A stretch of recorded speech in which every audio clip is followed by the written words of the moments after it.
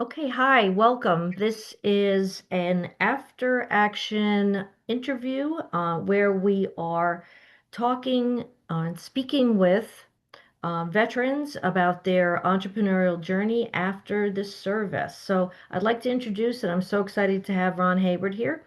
He's veteran and president and CEO of Hoffman Engineering. Welcome, Ron.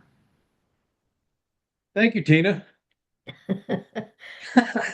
Ron's also my cousin, so it makes it makes this one a little bit easier. So we have a lot of history. So Ron, I really, you and I knowing each other our whole lives, but there's so much we don't know, and that really is what interested me in speaking to you because, as you know, we're looking to help veteran entrepreneurs, whether they're starting a company or being a team member or they're just investing in a company. And I'd really like to hear from you, what it was like to help others in the transition of their, active duty to to an entrepreneurship. What was that like after you left? Because you retired out of service, correct? I did. Okay. What was that like? Um, well, after doing 20 years in the Marines, it certainly was an adjustment. And for my family and myself, um, it was just another of many, many what we call PCS or permanent change of station moves. But this move involved going from the National Capital Region, Washington, D.C. area, up to southern New Hampshire.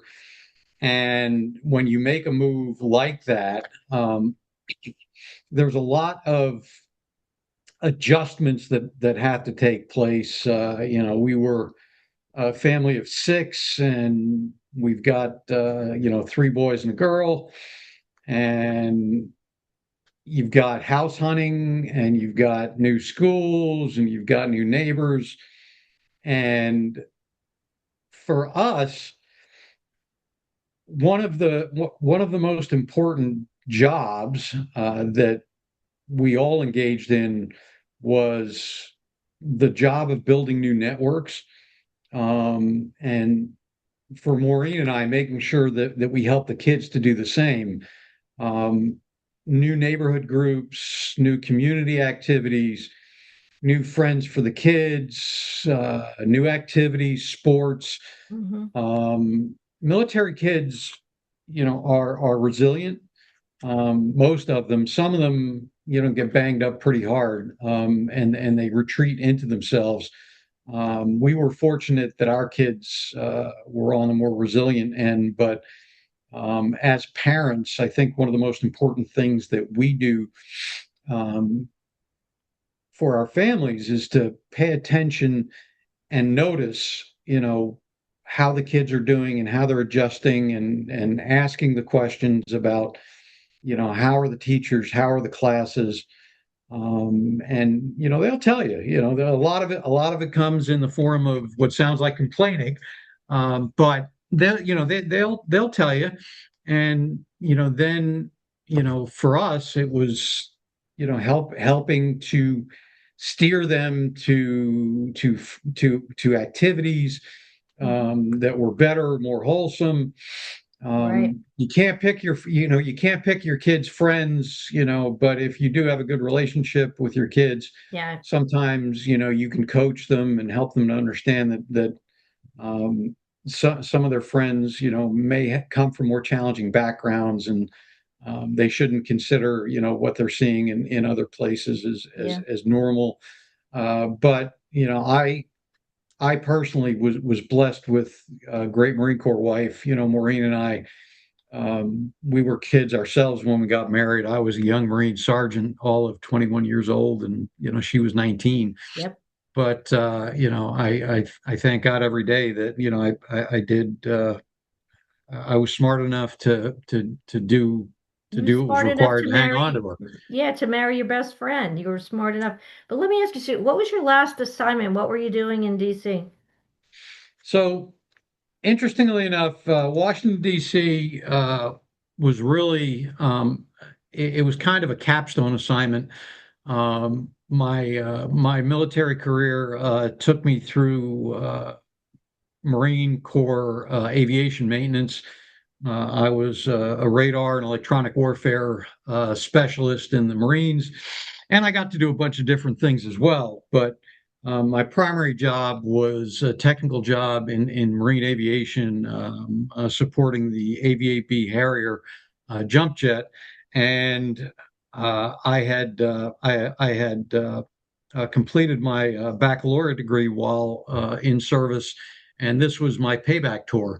And so they sent me to Crystal City in Arlington, outside of DC, to be the deputy program manager for the Aviate-B Harrier, responsible for all of the electronics and avionics and armament systems, very fortunate assignment for those of us that are able to get a job like that, because it does set you up well for post-military employment. But even if you're coming straight out of the fleet, there are a number of things that that military members can do to prepare themselves for that transition, and that's why we're talking today. Right.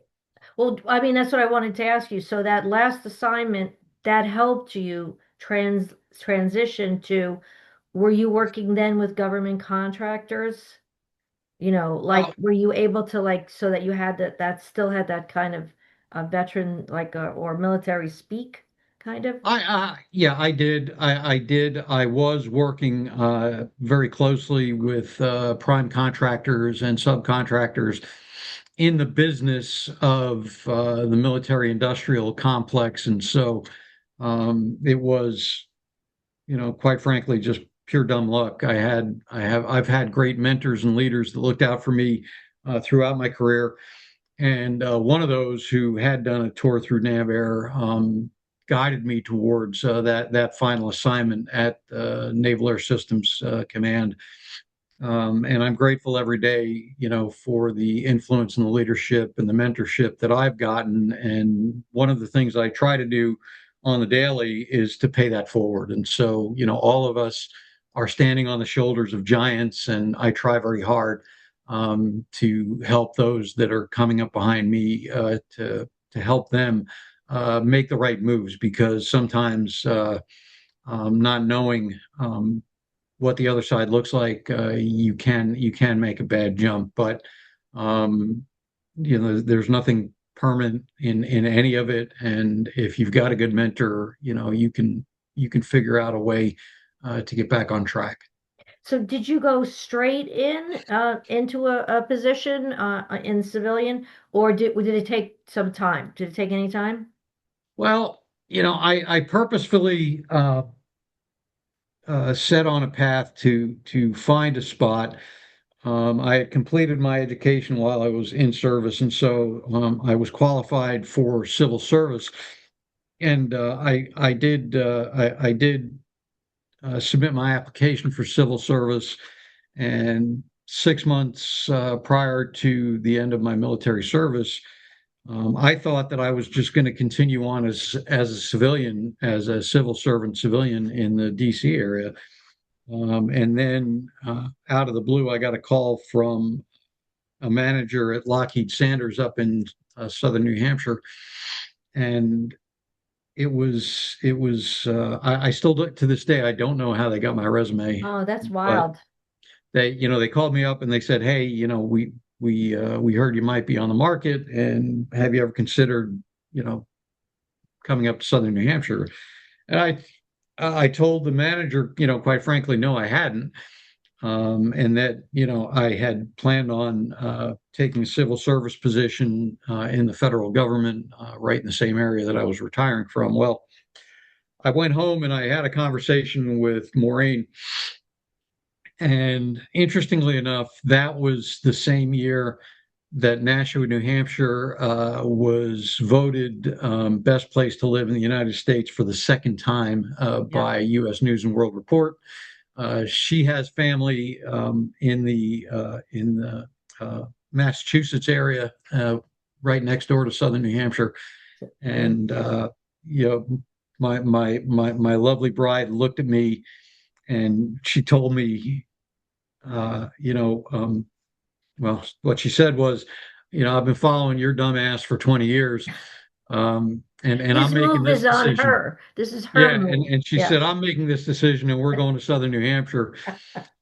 And I was at least smart enough to understand just how serious she was, and so I said, "Okay, babe, you got it." Yeah. And so I did take the job with Lockheed Sanders up in Southern New Hampshire, but in my particular circumstance, the job that I was hired for was managing a field service organization for Lockheed Sanders in the electronic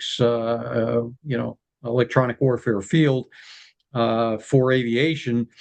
And being that that was what I did on active duty, Yeah. It was a no-brainer. Yeah. I think there were probably 45 or 50 field engineers that I was required to manage, and I knew at least half of them already. So it was like Yeah. falling off a log for me. And again, I have been blessed and I have been fortunate. And in that first assignment, it didn't stretch me very far because, I was assuming a job as a manager for a bunch of people that I knew that I had worked with and I respected, and But get to couldn't ask for a better transition kind of position. but to go from that, which is, very important, to now president and CEO of an engineering firm. I mean, that's fantastic. Is there any lesson that you could tell somebody? Because, I think you really have reached quite a pinnacle of your career. I mean, you've done a lot, Um, would there be anything you would talk to? Well, and maybe you do, because you said you do try to mentor people when they're coming out. Is there anything you tell them particularly? I Yeah, you're right. I again, I am grateful every day for the mentors that I've had in my life. And within the first 6 months in this new civilian position after 20 years in the Marines, I was having to make a lot of adjustments. Um, and I was very fortunate to attract the attention of a senior leader at Lockheed Sanders, which became BAE Systems. They were bought by BAE Systems it was around Thanksgiving of 2000, I guess. So, we were Lockheed Sanders for about 2 years and then we became BAE. But a senior leader in the organization he saw something in me. I don't know what it was. And maybe it was just morbid curiosity, but he took me under his wing and he asked me what I wanted to be when I grew up. And of course, having done 20 years in the Marines, I kind of felt like I'd done a pretty decent job of growing up, but I really was a newbie in industry. And so he was asking me, in his own gentle way, how far do you want to go? He said, because he said to me, the military is a meritocracy. It's up or out. They kind of force you to rise to your highest level of capability. But industry isn't that way. And during one of our conversations, he pointed out of his door at an engineer that I actually knew very well, and he said, um, Daryl has been in that cubicle there for 10 years. And I expect that Daryl's going to be in that cubicle for another 10 years, Yeah. and then he'll retire. And so there is no up or out. There's no driving meritocracy. There are a lot of folks that decide that, that they're just going to be 9 to 5ers and that, their priorities lie elsewhere. But he knew that he saw something in me, that probably was a result of where I came from, and he knew that, every Marine, wants to test the limits and to go as far and as fast as they can go. And so when he asked me how far I wanted to go, I said I want to go as far as I can. And this gentleman, he gave me one of the most important pieces of advice in my civilian career. And he said to me, Ron, if you want to get ahead in BAE Systems today, or Lockheed Martin, he said there are four things that you have to do. You have to do functional management, and that could be engineering or supply chain or contracts or whatever your specialty is. But you have to do functional management. You have to do program management, because that is a professional career field where you really learn, what profit and loss is about. Yeah. You have to do business development, which means that you have to be willing to go out in the customer facing environment and to Network. work in sales and networking and requirements management. And then finally, he said, because we're an international company and we're growing quickly by merger and acquisition, leaders are required to demonstrate that they're willing to move. And so he said functional management, program management, business development, and prove that you're willing to move. And so I I took my mentor at his word and I set out on a path to do that. And it took me about 6.5 years to get it done, with the move in the business development piece coming last. But I did move from engineering to program management, and then I took a move to upstate New York from New Hampshire to get the business development bit and the move under my belt. And somewhere along the line, I realized that what my mentor had given me was the recipe for a strong generalist, right? Yep. Because in industry, first you have to figure out, am I going to be a 9 to 5 and just, hang out, or do I want to truly get ahead? And then, if you decide that, that you do want to move as far and as fast as you can, you have to figure out, am I going to go straight up as a specialist, from engineering to senior to principal to director to VP of engineering to chief technical officer?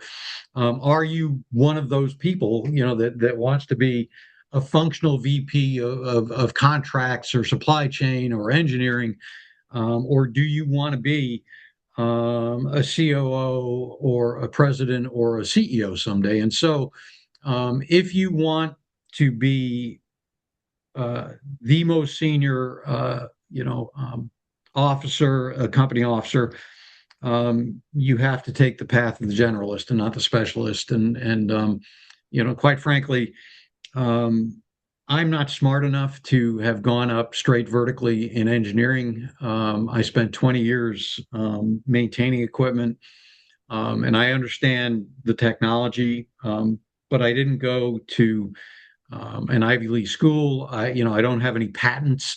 Yeah, and in industry, all that stuff really matters. And so, I'm smart enough to be a decent generalist, and that was the path that I chose, and it worked for me. But that was the some of the observations that and adjustments I had to make was recognizing that in the military, it's a meritocracy, it's an up or out. But in industry, nobody's looking out for you, unless you find a mentor. But there is no career planner. There's no force structure, and if you want to camp out in a cubicle and do another 20 or 30 years, you can do that.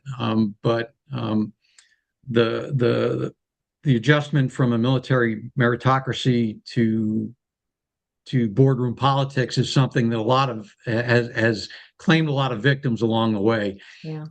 and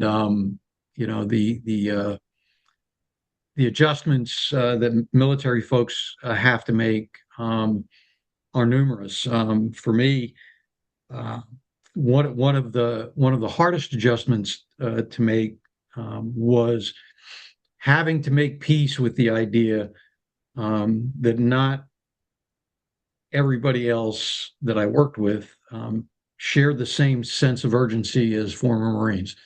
In the Marine Corps, when something needs to be done, nights, weekends, holidays, nothing matters. The mission is first.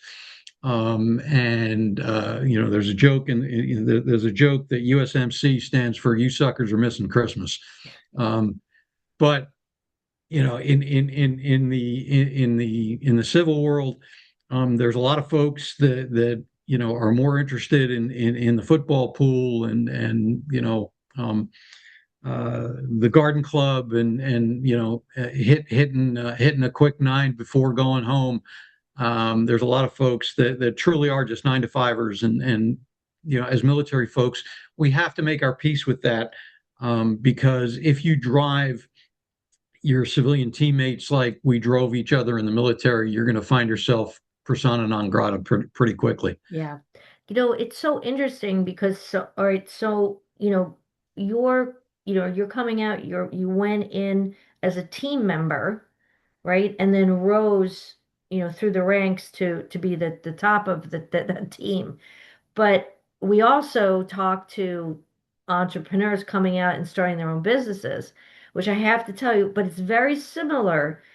It's different, but it's similar because I was speaking to one young man who was coming out after just 4 years, and he was in water treatment somewhere overseas.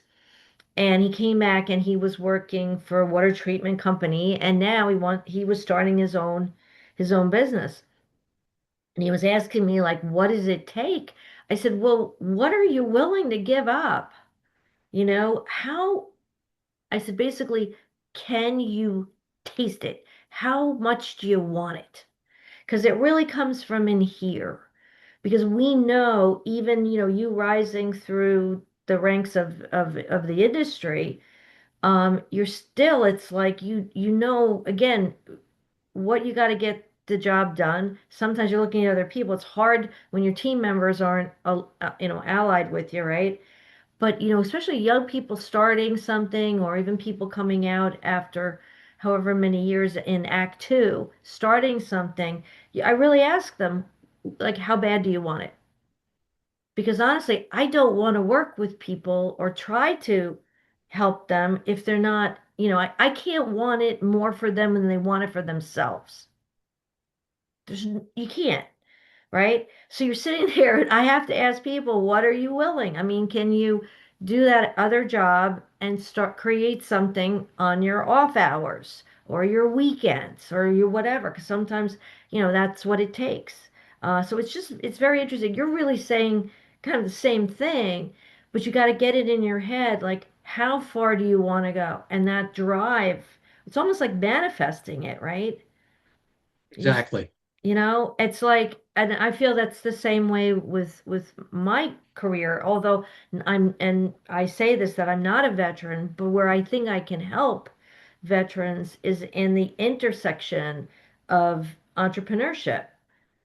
If I can understand, and I'm learning the challenges and what it takes to come out and there's all kinds of challenges. I'm not saying I've lived through it, but boy, I have tried to understand it in order to be as helpful as I can and to have this mission that we have at Free Enterprise Warriors, which is to give everybody a piece of the American dream, and especially those people that have fought for it for us.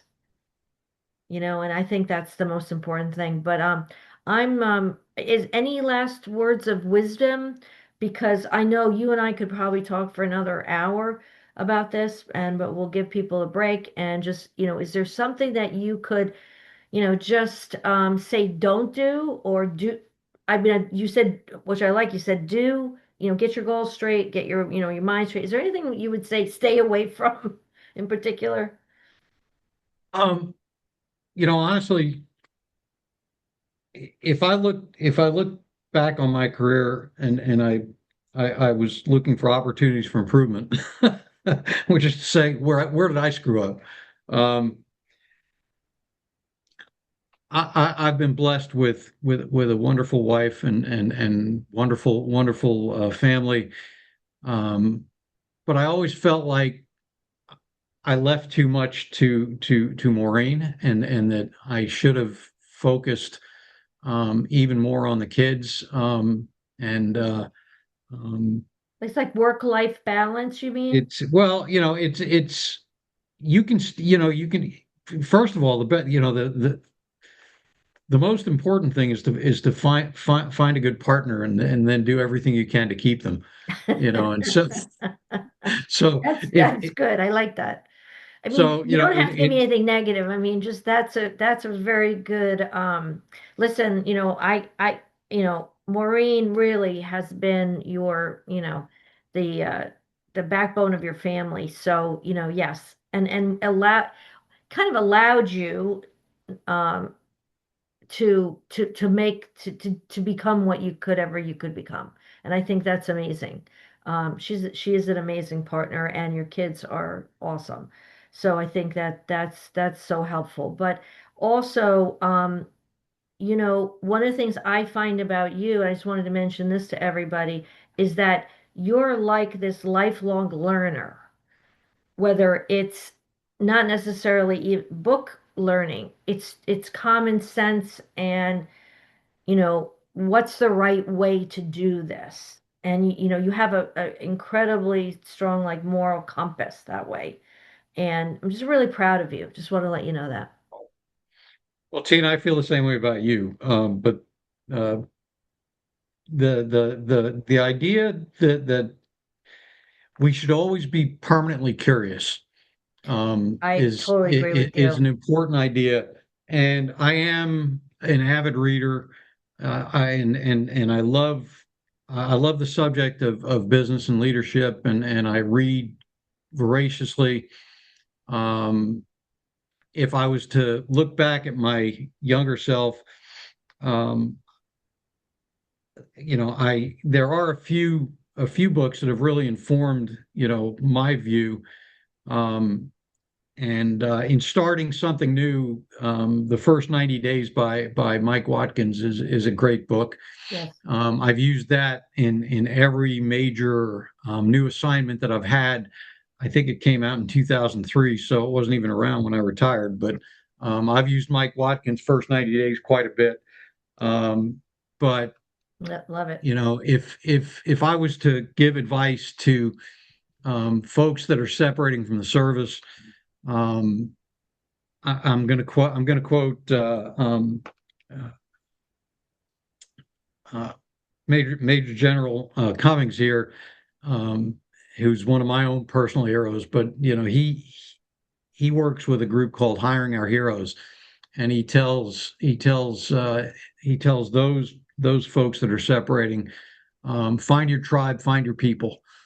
Find people that are as passionate as you are, um, because when you really, truly, deeply are passionate and care about what you're doing, none of it feels like work. Right. It Um, just and comes and so easier. Yeah. yeah, and there's big ideas. Besides finding a mentor, um, there's the mindset of keeping your military values around, um, doing buddy checks, checking in with your battle buddies, um, being willing to reach out and say, "Hey, how are you? Is everything okay?"